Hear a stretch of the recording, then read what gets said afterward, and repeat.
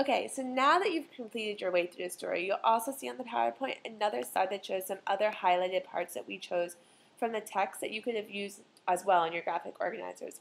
So what I want you to do is take a look at the highlighted parts we had from lines 33 to 46 and see if they might match up what you've done and explain more of Mary's characterization. Because what we're looking at again is how does Mary develop? What does our author give us to show that Mary is developing? And what does this as readers, what can we tell about Mary?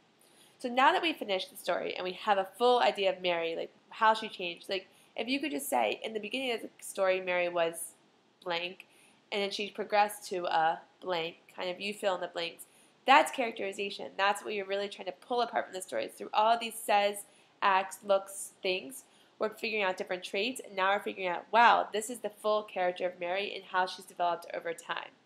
The next graphic organizer you see is a progression graphic organizer. We're going to analyze Mary's progression throughout the text. It's a short text, but Mary progresses a whole lot in a very short period of time.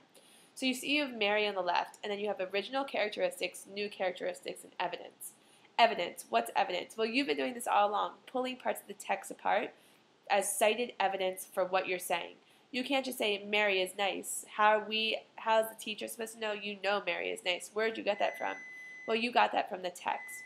So right now you already have Mary filled in on your graphic organizer and original characteristics. What we would like you to do is pick like 5 or 6 characteristics that are the original characteristics and put them in the box right there. And then new characteristics. So original is what Mary started out in the beginning of the story. And then there's obviously a turning point that caused her to change. What's the turning point? What was the major incident that happened in that story? What's the title of a story? You know what this major turning point is. And then what developed these new characteristics after the turning point. So the new characteristics, you're also going to list them, but then you're going to give us evidence. Cite certain lines in the text that prove that that is her new characteristic and how she progressed over time. So right now you're completing that graphic organizer, and then you'll have an idea of how the characterization happened throughout that story and how characterization develops, but you have to use text to support it. So right now that's what you're doing.